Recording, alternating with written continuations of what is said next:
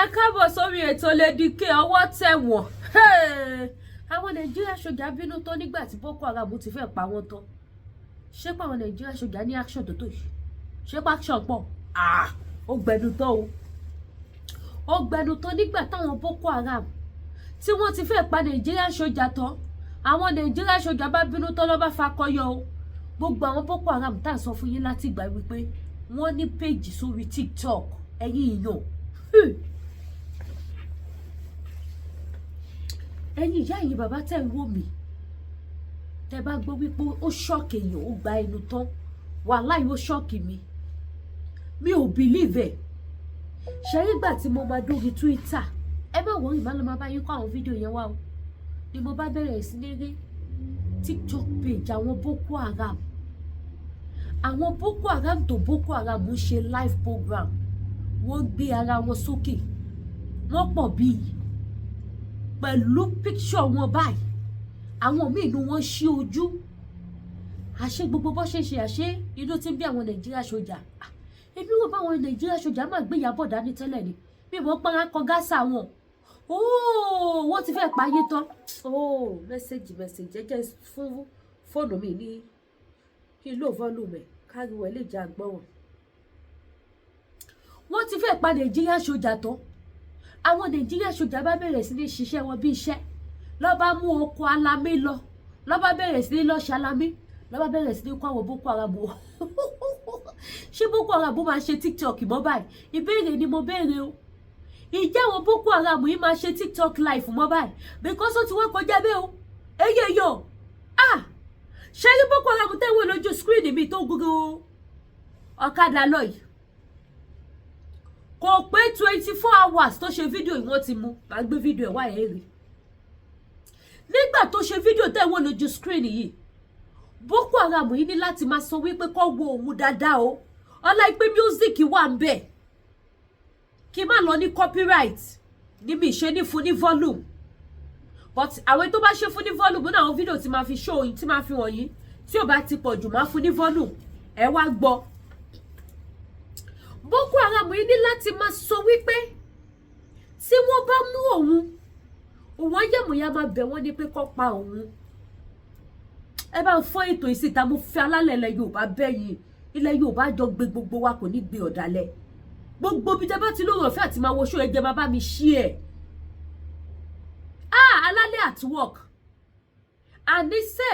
tẹ́ bá rò bí ẹ tún lè fìyà jẹ wá mọ́ ní location náà yẹn àwọn onílé adẹ̀dìde wọn àgbèjà wájà bẹ́ẹ̀ ni ewé àdìde òkúta àdìde yẹ̀pẹ̀ àdìde àdì ènìyàn wọ́n á fọhùn bí ènìyàn wọ́n á yìnbọn pùpùpùpùpùpùpùpù wọ́n á pa gbogbo ẹ̀yin Boko Haram tán fún wa. Boko Haram ní láti máa ṣe fídíò máa sọ wípé tí wọ́n bá mú òun o kàkà kóun bẹ̀bẹ̀ wípé kó jókòó fi òun sílẹ̀ òun á bẹ̀bẹ̀ pé ó yá kó pa òun. Ó ṣe fídíò yẹn tó kò tó 24 hours ọwọ́ àwọn Nàìjíríà sójà ti tẹ̀ ọ́ máa fún yín fídíò ẹ̀ rí o ó ń bẹ̀bẹ̀ gidi ni ìkàmà làwọn pípù yìí o so apaniwọn òun fẹ́ kó múdà kọjá létí òun. Ẹ̀yin ìyá mi ẹ̀yin bàbá mi ò mọ̀ bóyá gbogbo yín lè rí fọ́tò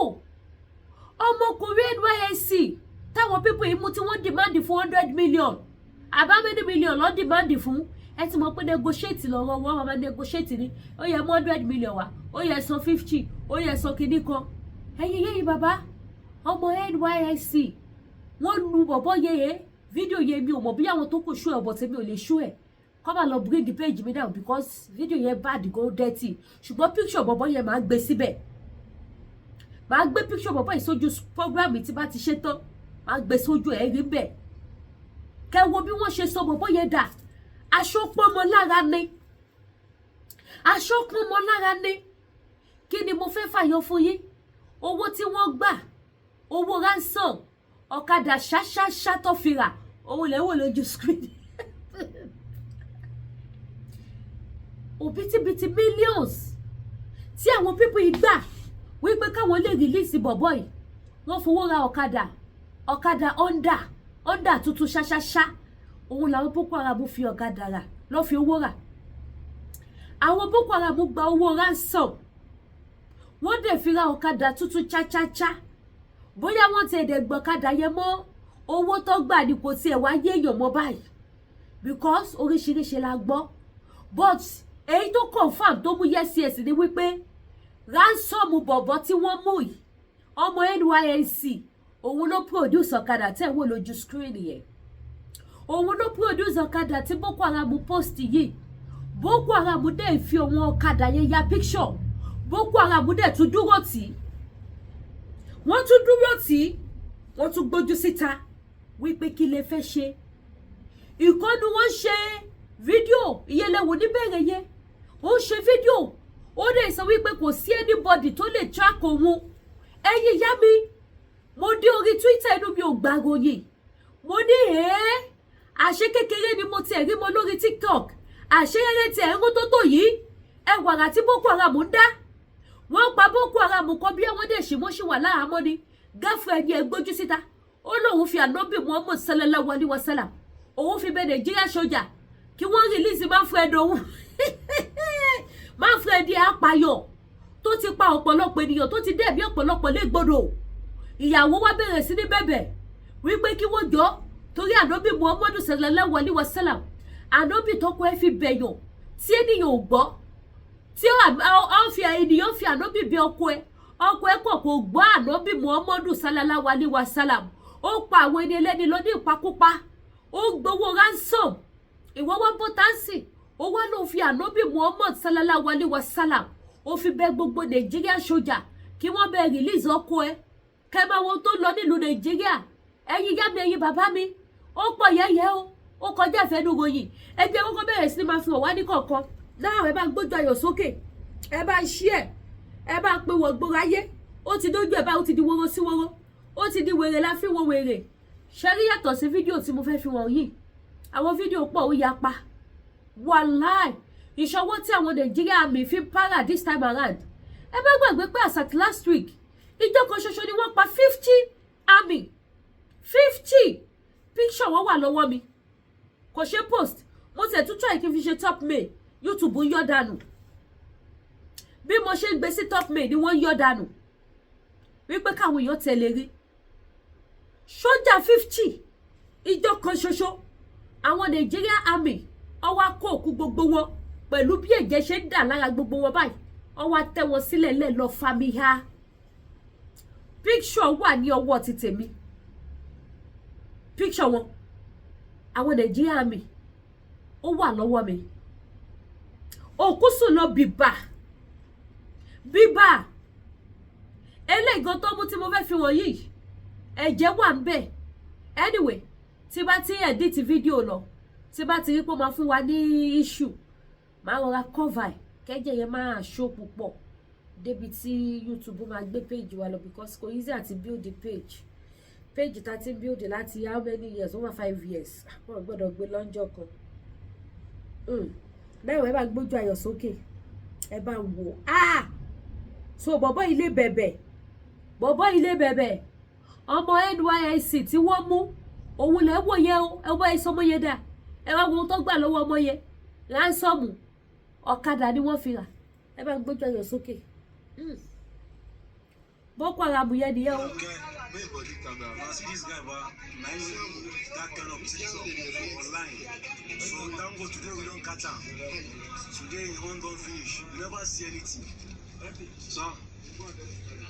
Okay, sir.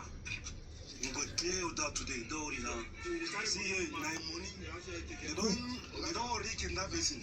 Don't worry now. A tún gbowó lọ́wọ́ ẹ̀. You never see anything. We go kill you today. We go kill you. See a rifle day. See am. They want to get down. Wanna see am for you. Ẹ jẹ́ tún play dáadáa kẹ́ lè gbọ́. Àwọn music tó wà níbẹ̀ iná nìkan. Anyway, tí music yẹn bá fún wa copyright máa gbé kúrò ẹ̀ nígbà ọkọ̀ tó ń sọ náà. You never see anything. Sir. Okay, sir. We go clear that today. Don't worry now.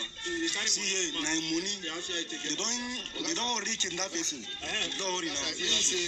You never see anything. We go kill you today. We go kill you. See a rifle day. See am. They want to get down. Wanna see am for you.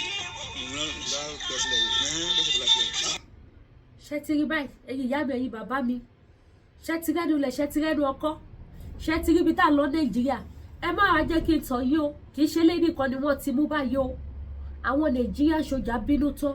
wọ́n wá ya sínú gbó màá fún yín ní fídíò ẹ wo fídíò bó ṣe ya wọ gbó wọ́n ya wọ gbó togutogu tìgàtìgà àwọn ní láti máa sọ nínú fídíò yẹn máa fi etí ara yín gbọ́ báyìí wípé àwọn ò fẹ́ ìbọn gbẹ́gbẹ́ enough is enough Boko Haram kò ní máa pa àwọn nípa ìyà àwọn fẹ́ clear road ẹ̀yin tẹ́ bá láìkì búbù tí mo wọ̀ yìí ẹ wo ẹ̀yin tẹ́ bá lo size 14 size 15 size 16 ṣé ti rí báyìí búbù yìí I have it in 5 color tẹ́lẹ̀ but now I think this is the last one. This is the last one. Ṣé ti rí báyìí very fine búbù yẹn fine go o yes ẹ̀yin tẹ́ bá wá like eléyìí another one tún wà àwọn búbù yapa ẹ mọ̀ pé búbù ni Lady K fancy búbù ẹ má bínú pé mo polówó ọjà aṣọra ajé ká lè rówó jẹun àwọn ò lè jalè ń tiwa wọ́n ti ní àwọn kan ṣí YouTube WhatsApp group tó fi ń gbowó lu jìbìtì èmi ò sí lára wọn so ohun tí mo mọ̀ ṣe ni mò ń ṣe wá bára tí mò ń ta bọ́gbógun lákàyé lẹ̀ pé Lady K ó yá fi búra pò fi Yorùbá nation jalè máa bú kódà máa búra báyìí máa tún dárúkọ ìyá tó bí mi sí náà ẹ jẹ́ continue program wa àwọn Nàìjíríà mi bá jarí wọn làwọn ò gbọ́ àwọn ò gbà ṣẹbẹ́rí fídíò tẹ́ wo yẹ wọ́n tún fi TikTok page ẹ̀ wọ́n tún fi hàn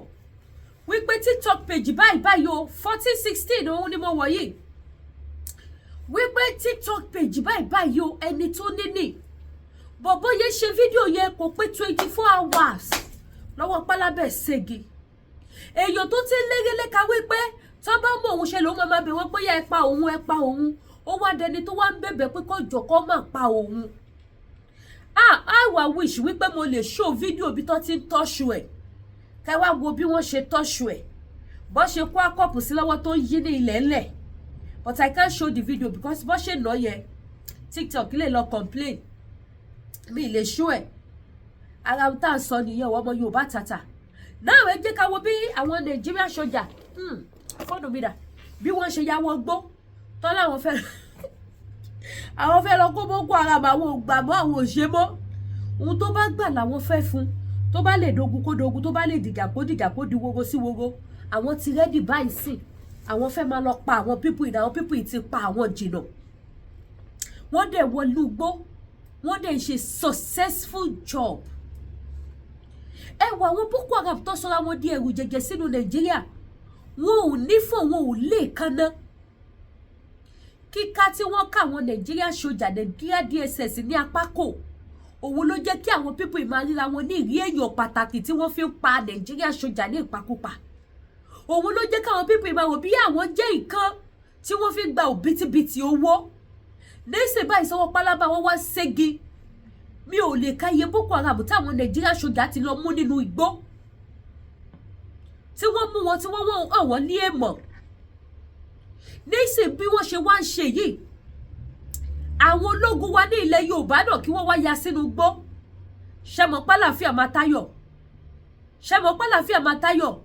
ṣùgbọ́n mo wá tún wá fẹ́ kẹ́ mọ́ kíní kan o bí ìbá ṣe wù kẹ́ flush wọn jáde tó ní gbogbo orílẹ̀-èdè gbogbo state ní Nàìjíríà mo fẹ́ kẹ́ mọ̀ wípé àfi tó bá pín Nàìjíríà that is the end of the battle tí wọ́n bá pín Nàìjíríà that is the end of the battle ṣùgbọ́n tí wọ́n bá pín Nàìjíríà tẹ́ bá ń gbọ́ wípé àwọn kan ń lọ àwọn kan ń bọ̀ ohun nìkan táwọn pípọ̀ ìmọ̀ máa ṣe nílẹ̀ káàárọ̀ òjìrè àwọn kan á máa lọ àwọn kan á máa bọ̀ ni so ó bẹ́tà ká tètè wá wọ̀rọ̀ kan ṣàdá ká wá bá ṣe máa ṣe kíni bá ṣe máa jí tà ní sùn bẹ́ẹ̀ ni now ẹ jẹ́ ká move to next one ẹ bá mi share ẹ̀yin tẹ́ bá ń wò mí ọ̀sẹ̀ táwa yọ sí ayọ̀ ló máa jẹ́ fún wa ọ̀sẹ̀ ìdùnnú ni bẹ́ẹ̀ ni bí oṣù iṣẹ́ ń parí lógun ayé gbogbo wa ló máa parí ó yá ẹ wo báwọn sójà ṣe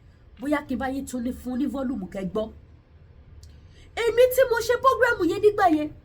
àwọn kan pè mí lẹ́yìn ó ní àlédìkẹ́ ò bọ́ mọ̀ sọ bí àwọn pípù yẹn ń gbìyànjú mo ní àwọn ojú ni kíní yẹn kì í ṣàwọn etí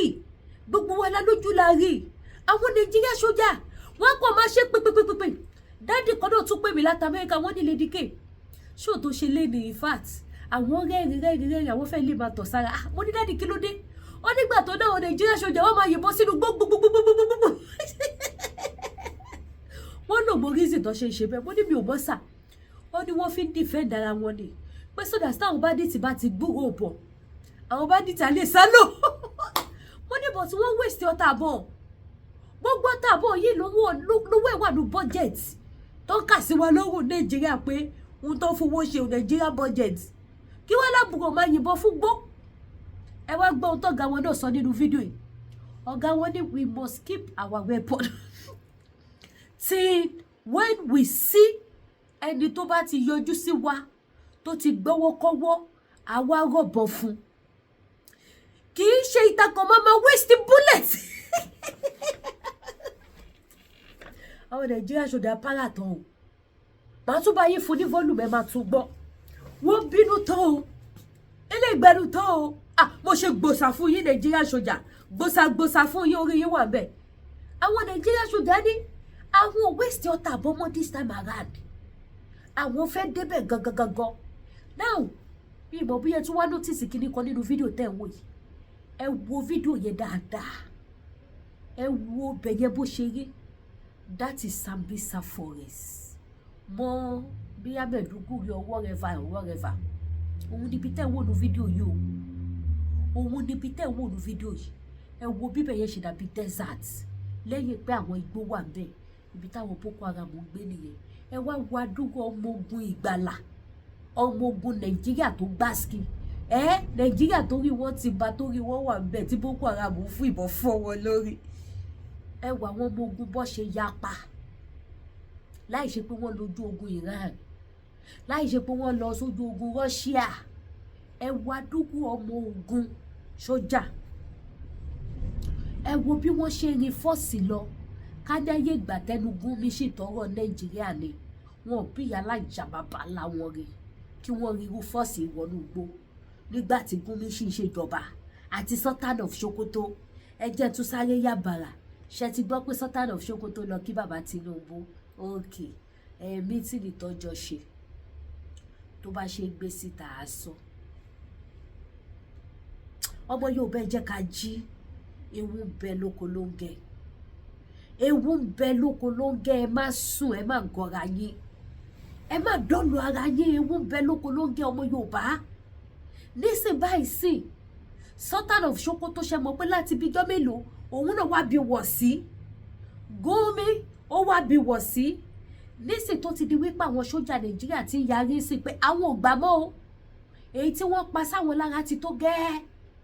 sójà Nàìjíríà wá dẹni tó jẹ́ wípé kò ní ẹnu kankan mọ́ nínú Nàìjíríà sójà Nàìjíríà wá di àgbá òfìfo kòròfo ṣáná òun ló jẹ́ kí wọ́n rí force ẹ wo bí wọ́n ṣe pọ̀ tó ẹ wo fídíò yẹn dáadáa ẹ wo bí wọ́n ṣe pọ̀ tó ẹ wá dúró ọmọ tank tí wọ́n ń gbé lọ ẹ wá dúró nǹkan ogun tí wọ́n kó lọ sí inú Nàìjíríà lọ fi jà kì í ṣe pé wọ́n lọ sí another border o inú Nàìjíríà lọ fi jà pẹ̀lú àwọn bandits yìí ẹ̀yin màmá mi ẹ̀yin bàbá mi àní tẹ́ bá rárá táwọn pípò yìí ń dá ẹ mọ̀ pé bandits ti gba Nàìjíríà tán Ọlọ́run nìkan ló lè kó wa yọ bandits ti gba Nàìjíríà tán Elédùmarè nìkan ló lè ṣàánú wa fáǹfààní èyí tí ẹ bá fẹ́ ṣẹ́wó lemfi ẹ lo referral code ledike dọ́là lemfi ti lọ sókè sí ẹ lọ download lemfi app kẹ wá lo referral code mi tẹ́ wó lójú screen kẹ fi ṣẹ́ owó tẹ́ bá ṣe ṣe first transaction ó máa fún yín ní $20 bẹ́ẹ̀ ni first transaction ẹ máa gba $20 ẹ lọ lo referral code mi kẹ fi ṣẹ́wó ẹ bá mi ṣí ẹ bá mi pín ètò yìí ẹ jẹ́ kó wọ̀ gbogbo ayé ọ̀nà kó wọ ọjà mo sọ fún yín gbogbo lòwò gbàtàmọ́délu Canada iṣẹ́ aṣẹ́wó la fi bẹ̀rẹ̀ ọmọ aṣẹ́wó yìí ti dé o aṣẹ́wó ọlọ́mọ dónọ́ọ̀tì ẹ lọ download lemfi kẹ lo referral code mi kẹ fi ṣẹ́wó ìyẹn la fi bẹ̀rẹ̀ lu Canada kẹrẹkẹrẹkẹrẹ amúwọ aṣọ kẹrẹkẹrẹkẹrẹ amúwọ spiritual items amúwọ African food adẹni tó ń ta body cream adẹni tó ń ta jewelries adẹni tó ń ta gbogbo nǹkan tẹ́ lè fi ṣe irun yín lọ́lọ́kọ̀ òjọ̀kan so bó ṣe ń jẹ́ nìyẹn gbogbo lòwò ní Lady K ẹ̀yin mọ́mì mi ẹ̀yin dádì mi ẹja ti dé bóyá mo ṣì ń bọ̀ wá ṣe láìfù lé níbi tí lè sọ ọ ti lọ gbé wá mo ti sanwó clearing ó ń bọ̀ lójú ọ̀nà báyìí sí ó máa tó wọlé síbí tó bá tètè délé ní Monday máa gbé wá sí live lẹ́ni but tí ó bá tètè délé ní mo dẹ̀ máa wish kí n já lórí live show ajá lọ́la so ẹ bá mi ṣí ẹ àwọn ẹja lóríṣiríṣi ẹja pọ́ ẹ̀yin tẹ́ ẹ wọ ẹja panla kíká ti wà panla kíká ti wà ẹja pọ́ ti wà ẹ tètè wá láti yín kó tó tán ẹja Thailand fish wa kò sí kankan mọ́ nínú store kò sí kankan mọ́ nínú store Thailand fish ni ó pòròkò yẹn kú just 2 pack ó ní $10 méjì ló ṣẹ́kù ẹ wo bó ṣe pọ̀ tó tí mo dídì fi odidi store kan la fi tó ẹja àtẹ̀pọ̀ pupa ó ti tán àwọn ànádá wọn ló ẹ̀ṣẹ̀ máa dé báyìí sí tí máa tún lòdì wọlé síbẹ̀ so ẹ patronize mi bá mi ra ohun tí mò ń ta ojú òní tì ẹ ní nìkan ṣayé yín bí o ní wá yín tì ẹ mọ̀ gari ẹ̀ ní wálẹ̀ ẹni bá yẹ wálẹ̀ bá àwọn ọlọ́mà ṣe kí lọ́mà fi lè ṣaṣọ bora mi ní wá gbogbo ẹ̀yin mọ́mì mi dádì mi tì náà ẹ jẹ́ continue ẹwẹ́nu ọkọ àwọn pípọ̀ ti gba gbogbo lẹ̀ lọ rẹ́kẹrẹ́kẹ́ gbogbo ohun tá à ń sọ fún wa nìyẹn pé ọmọ Yorùbá ẹ jẹ́ ká jí o ọmọ Yorùbá ẹ má sùn o tẹ́ bá lọ finá sórí òrùlé sùn ó léwu o àwọn pípọ̀ yóò bá wa ṣeré àwọn pípọ̀ yàrá kan gásà wọn ara ń kan gásà wọn gidi ẹ wá rọṣẹ ṣẹ́gun ọṣẹ arọ́bí ọṣẹ àánú ọṣẹ ìbùkún àpòrò ọfà lóríṣiríṣi àwọn ọṣẹ back to sender àwọn ọṣẹ ìbùkún gbogbo ẹ̀ ló wà lọ́dọ̀ Lady K àmọ́ yìí mọ́ náà láàmú polówó ọjà ẹ dẹ̀ má gbàgbé gbogbo ẹni tẹ́ bá fẹ́ ṣẹ́wó sẹ́ni African country ẹ lọ download lemfi app kẹ́ lórí referral code Lady K now ẹ jẹ́ kí bá yín fọwọ́ Mr. Soja kí bá yín fún wọn ní volume padà kẹ́ wá gbọ́ nǹkan tó sọ ń bẹ̀ sí nǹkan tí mo sọ àwọn ọ̀gá wọn gbọ́mọ̀ wípé koríko ló máa ń yìnbọn fún àwọn ọ̀gá wọn mọ̀ pé koríko ló ń yìnbọn fún àwọn máa yìnbọn lọ wọ́n pa koríko Boko Haram á pa sójà ṣó yẹ kó rí bẹ́ẹ̀ ìbéèrè ni o ṣó yẹ kó dà bẹ́ẹ̀ kí Boko Haram máa pa sójà kí sójà máa pa koríko ṣé koríko ló yẹ kí sójà padà àbí kí sójà náà pa Boko Haram lọ́rẹ́ kẹ̀kẹ́ nísìn ọ̀gá wọn náà wá sọ̀rọ̀ pé ẹ má yìnbọn dànù ẹ má yìnbọn dànù o Boko Haram ní kẹ́ pa ẹ pa wọ́n lọ Ọlọ́run dẹ̀ bá wọn ṣe àwọn onílẹ̀ tí wọ́n lẹ́yìn ìṣẹ̀dá gbogbo àwọn innocent people táwọn people yìí ti pa ó dìde àtìlẹ́yìn fún wọn. Wọ́n ṣe kí ni wọ́n lọ re wọ́n bọ̀ re wọ́n mọ àwọn people yìí. Ẹ jẹ́ bá yín fún ní volume padà ká sáré jọ gbọ́. Ẹ bá mi gbọ́ wọlé share button share iná ní. Okay? You don't need to. We have sufficient platforms that should do that. And they will have better reach than your personal weapons. Keep your ammunition for self-defense for now. If there is any immediate threat to you, that is when you use it. But please allow us to use the bigger guns so that we'll clear the road. Is that clear? I don't want all this indisciplined firing that people will just do. You are not seeing anything. You waste your ammunition without killing even a pigeon. We don't want that. So just take it easy. We'll line up, we'll move,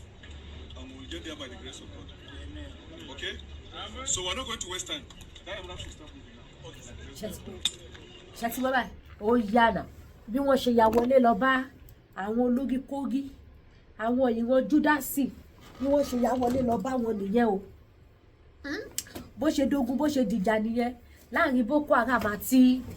Nigeria Army. Now èmi àti yín à níbọn kí la fẹ́ fi defense ara wa. Ẹgbọ́n kan tó ga sójà sọ ó ní keep your weapon for self-defense. Self-defense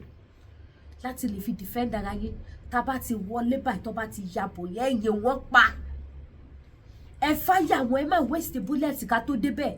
Débi tó máa mọ̀ pé òkè ẹ ti ń waste ọ̀tá yín ó yẹ ẹ̀yìn. Débi tó máa ti rẹ́ni ṣalámí fún wọn pé tó máa fi yìnbọn bí i 300 times. Ọ̀tá máa tán nínú ìbọn wọn. Ẹ̀yà lè ráyè jẹ wọ́n ní ìjẹkújẹ kò sí yẹn bẹ́ẹ̀. Nítorí ìdí èyí ọmọ Yorùbá lápapọ̀ ẹ jẹ́ ká defend ara wa. Ẹ jẹ́ ká protect ilẹ̀ wa. Ẹ jẹ́ ká wá solution. Wọ́n ní ẹ lọ join ìrú ẹkùn. Ẹ lọ join ìrú ẹkùn ló máa protect ilẹ̀ Yorùbá. Ẹ̀yin tẹ́ ń pè mí pé Lady K báwo lẹ ṣe lè join ìnáwó mi màrí ọmọ ni máa fi gbẹ́jọ́. Mi ò mọ bẹ́ ṣe lè join ṣùgbọ́n ẹ lọ bá àwọn tẹ́ bá mọ̀ pé lè lọ bá. Wọ́n á put yín through mi ò kẹ́gbẹ́ kankan jọ. Níbi tí wọ́n á ní Lady K o òun náà pẹ̀lú o òun náà ó wá lọ lu opportunity orúkọ olóyè Sunday Igboho àti security olóyè Igboho ó fi káwọn èèyàn jó fi gbowó paramọ́lẹ̀ mi kọ̀wọ̀ wọ̀ sí mi ìgádà àwọn èèyàn jọ kí n máa ní kọ́ máa mówó wá àbí kí n máa fi gbowó lọ́wọ́ àwọn tó wà ní diaspora mi ò ṣe rí láyé. So ẹ̀yin ti èèyàn tẹ́ bá fẹ́ join ìrú ẹkùn ẹ lọ join wọn àwọn tó máa protect ilẹ̀ Yorùbá nìyẹn. Ẹ má pè mí pé báwo lẹ ṣe fẹ́ join mi ò mọ bẹ ṣe fẹ́ join o mo kàn ń ṣèpolówó ni ìkéde ni mo kàn ń ṣe mi ò mọ bẹ ṣe fẹ́ join ṣùgbọ́n ẹ lọ join ẹ tọ̀ àwọn tó mọ bẹ ṣe lè join lọ ẹ lọ bá wọn ẹ lọ join. Ẹ má wádìí kiri pé ṣé security tó dáa àbí kò dáa mo lè fàsìkò ẹ campaign fún yín pé security tó wà pa ni tó máa defend ilẹ̀ Yorùbá. So ẹ lọ join wọn ẹ gbọ́ mi ẹ lọ join wọn security tó máa defend ilẹ̀ Yorùbá ni alálẹ̀ ilẹ̀ Yorùbá ò ní fi wá sílé ojú òní tiwa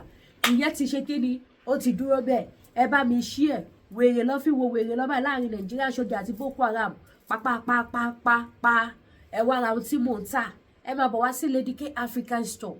mo wà ní 76 Wentworth Street Hamilton downtown lọ́dọ̀ mi 76 Wentworth Street Hamilton downtown. Ẹ lè check address wa lórí Google tẹ́ bá ti type Lady K African Store ó máa fún yín ní location mi either Google Play Store àbí either Google Map àbí normal Google anywhere ẹ ṣáà ti type Lady K African Store ó máa gbé yín wá sí store wa. Àwọn kí lẹ lè get ní Lady K African Store ẹ lè get aṣọ ìgbàlódé tó dáa aṣọ tẹ́ lè fi ṣọdún lọ́lọ́kan òjọ̀kan ẹ lè get African food aṣọ tọkùnrin tóbìnrin ló wà ní Lady K African Store.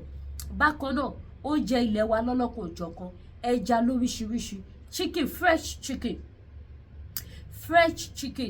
fresh meat goat meat cow meat ó wà ní Lady K African Store ní pọ̀nmọ́ lẹ̀ for now mi ìdẹ̀ tí mo gbàtà máa tó ní pọ̀nmọ́ a máa ta pọ̀nmọ́ náà but kò sí ṣùgbọ́n tẹ bá fẹ́ ra àwọn ẹja gbígbẹ lọ́lọ́kan òjọ̀kan ó wà ẹ fẹ́ ra edé a ní edé big pack a ní small pack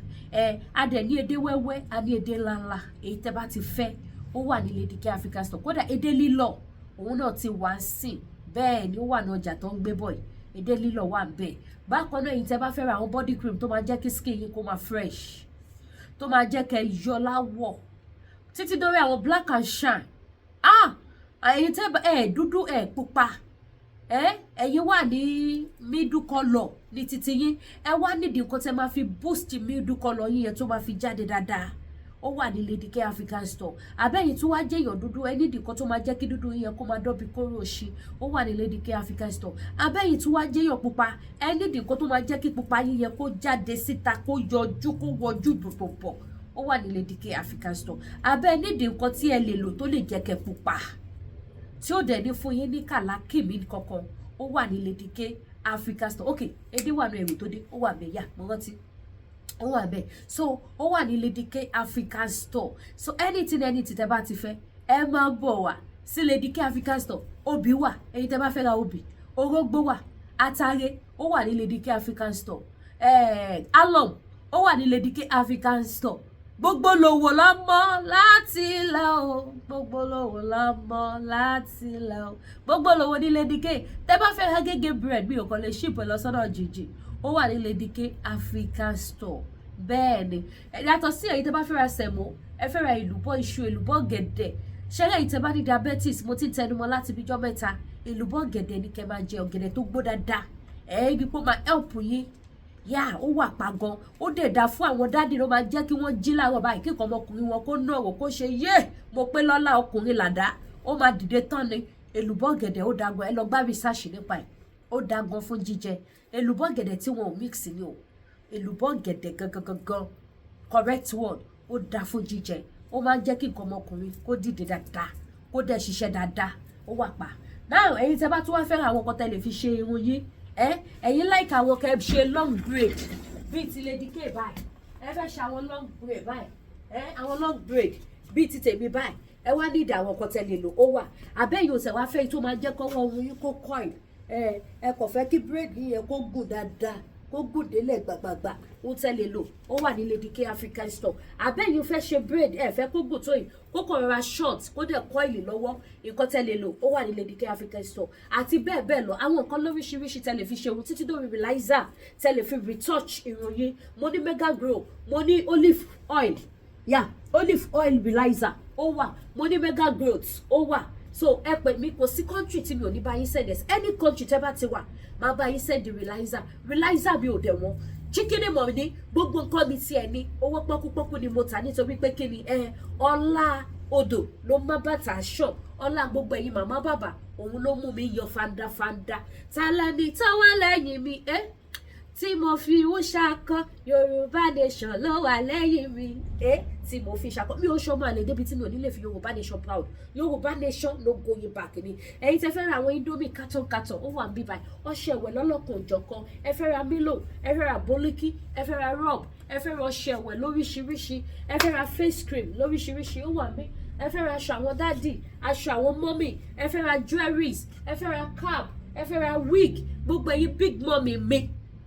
gbogbo ẹ̀yin big mommy mi ẹ̀yin mommy mi tẹ́ẹ̀tẹ́ kí n ṣe irun mọ́ tẹ́ẹ̀dẹ̀ like àti máa lo wig mo láwọn wig tó yẹ kó tẹ bá lò báyìí ẹ gbàgbé bóyá ṣẹlẹ̀ ẹ máa di sweet 16 padà kíákíá làwọn dáàdì máa ṣe tún mi gbé fún yín bẹ́ẹ̀ ni ó wà ń bí báyìí ẹ má dẹ̀ gbàgbé pé sales lọ lọ́wọ́ lórí àwọn aṣọ tó wà ń bí báyìí sales even tọrùn mi yìí ó wà sales ó wà ní sales báyìí tọrùn mi yìí 14-16 òun ni size yìí mo láwọn skirt and blouse ló wà ní sales mo láwọn búbù gbogbo àwọn búbù yìí sales ẹ lọ lọ́wọ́ gbogbo ẹ̀yin tẹ́ ti ṣe kiri tẹ́tí àwọn $100 kọjá ẹ má wọ̀rẹ́ sales lọ lọ́wọ́ bá ẹ pè mí ó ti já wálẹ̀ àti bẹ́ẹ̀ bẹ́ẹ̀ lọ eléyìí sì ìró àti bùbá eléyìí búbù ṣẹ́tírí búbù sales mi máa tó cancel mo máa tó cancel sales sales mi ó lè má last ju 2 or 3 days lọ́mọ́ or kó tẹ̀ má last ju bí i 24 hours lọ́mọ́ ó lè má jù bẹ́ẹ̀ lọ́mọ́ so ẹ̀yin tẹ́ bá ní àwọn aṣọ sales ẹ tètè gbá mi láago báyìí sí kí n tètè ṣe kí ni kí n tètè ta fún yín kó má di pé Alédìkè ṣe bó sọ páṣọ ìwọ ní séèsì tẹ́lẹ̀ ò ta ní séèsì mo máa ní ẹ má bínú mo ti parí séèsì ni bẹ́ẹ̀ ni mo ti parí séèsì mo fi tajà ọdún ni so ẹ̀yin mọ́mì mi ẹ̀yin dáàdì mi ò ṣe kò gbà ẹ pè mí ẹ̀yin tẹ́ fẹ́ mu custard ẹ fẹ́ mú ògì ẹ fẹ́ ṣe kí ni ẹ nídìí àwọn nǹkan lóríṣiríṣi ẹ̀yin wá nídìí àwọn iṣẹ́ àánú iṣẹ́ aṣínà iṣẹ́ ìbùkún iṣẹ́ ìbùkún iṣẹ́ arọ́bí gbogbo nìṣe àgbélépọ̀ ọ̀tà àti bẹ́ẹ̀ bẹ́ẹ̀ lọ àwọn spiritual products tó gbásíkì tó mú yes ẹ̀yin nídìí ẹ pè Alédìkè Ìfẹ́ Olúwa show ó wà available any country màá bá yín send ẹ̀ síbẹ̀ ní rí jù báyìí lọ ní orí ètò abala kejì ti tèmi láti ọ̀dọ̀ Alédìkè Ìfẹ́ Olúwa the baby of Odùduwà nation Odùduwà gbéwà kò ní gbé ọ̀dàlẹ̀ ẹ má gbàgbé láti subscribe sí YouTube channel kẹ́dẹ̀ bá mi tan notification bell anything tẹ́ bá fẹ́ ẹ pè mí gbogbo ẹ̀yin tó bá jẹ́ pé contact wa ti tẹ́lẹ̀tẹ́lẹ̀ ló wà lọ́wọ́ yín ẹ lò ó ti ń ṣiṣẹ́ that's my Glo number Nigeria number mi ó ti ń ṣiṣẹ́ padà bẹ́ẹ̀ ni ti Canada number náà dẹ̀ ń ṣiṣẹ́ dáàdì mi kan ẹ̀jẹ̀ random customer fẹ́ wọ shop dáàdì mi kan tí wọ́n ní kí n bá wọn ṣe aṣọ pẹ̀lú títí mọ́mì ẹjọ́